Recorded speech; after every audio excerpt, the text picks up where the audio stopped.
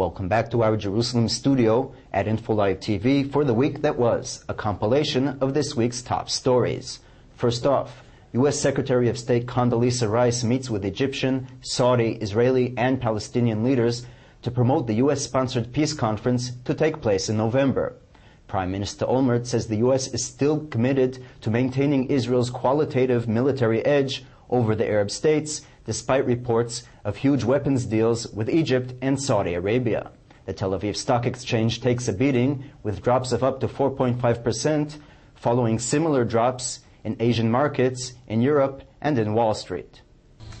U.S. Secretary of State Condoleezza Rice began her Middle East tour on Monday with meetings with Egyptian and Saudi leaders to discuss the planned weapons deals with Arab countries and to promote the U.S.-sponsored International Peace Conference scheduled to take place in November. The Saudis have confirmed their participation but called on Israel to take concrete steps prior to the conference. Rice met with Israeli leadership and Palestinian Authority Chairman Mahmoud Abbas, expressed optimism regarding the progress in the diplomatic process, and said Prime Minister Olmert was ready to discuss with Abbas substantive issues pertaining to the establishment of a Palestinian state. Prime Minister Ehud Olmert said Sunday that the U.S. is still committed to Israel's qualitative military edge over other Middle Eastern countries, despite the planned weapons deals that would enable Saudi Arabia and the Gulf states to purchase $20 billion worth of American-made weapons, and the planned increase in military aid to Egypt, designed to strengthen moderate Arab states against the Iranian threat. On Saturday, it was announced that thousands of Palestinian refugees who fled the Gaza Strip after the Hamas takeover and have since been stuck on the Egyptian side of the Rafah crossing will be allowed to return to the Strip via another crossing. Hamas maintains that the refugees are being allowed to return to Gaza after security checks at an Israeli-controlled crossing, only due to Palestinian Chairman Abbas's willingness to extradite wanted Palestinians to Israel. Hamas objects to the refugees returning through any other crossing except for the Hamas-controlled Rafah crossing.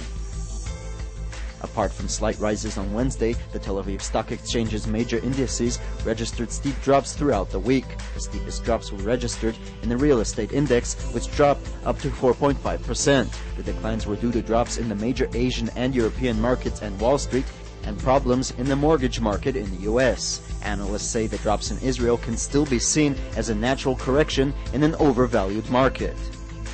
UNICEF and a German non-profit organization organized a world tour of bear sculptures, each one made by an artist from a different country. The purpose of the exhibit is to encourage tolerance among nations. And indeed, at least among the bears, brotherhood reigns. The Israeli bear is situated between its Iranian and Iraqi neighbors. Israelis around the country celebrate Tu B'Av, the 15th of the Hebrew month of Av, the Jewish festival of love.